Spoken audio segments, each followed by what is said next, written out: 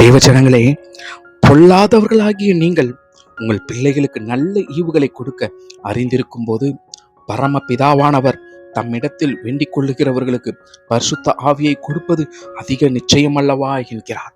பரிசுத்த ஆவியின் பலன் உங்களிடத்திலே வரும் பொழுது நீங்கள் பலன் அடைவீர்கள் என்று வேதவசனம் சொல்லுகிறது. எல்லா இடங்களிலும், எருசலேமிலும், சமாரியாவிலும், பூமியின் கடைசி பரியந்தமும் என் தேவனுக்காக சாட்சியாக நிற்பீர்கள். பொல்லாதவர்களாகிய நாம் நம்முடைய பிள்ளைகளுக்கு நல்ல நல்ல காரியத்தை செய்வதிலே எவ்வளவு ஜாக்கிரதை உள்ளவர்களாக இருக்கிறோம். அப்படி என்றால் எல்லாவற்றையும் உண்டாக்கினவர், எல்லாவற்றையும் தன்னுடைய வார்த்தைகளால் படைத்து நம்மை தம்முடைய கருத்தினாலே உண்டாக்கினவர், அவர் எப்படிப்பட்டவராய் நம்மேல் இருக்கிறார்? விசேஷ குணமுடையவராய் இருக்கிறார் அல்லவா? அதனால் நீங்கள் வேண்டிக் கொள்ளுவது எதுவாக இருந்தாலும் தேவன் தன்னுடைய ஆவியினாலே உங்களை நிரப்பி உங்கள் தேவைகளை எல்லாம் சந்திப்பார். நீங்கள் பலனடைவீர்கள். உங்கள் பலவீனம் நீங்கிவிட்டது. God bless you.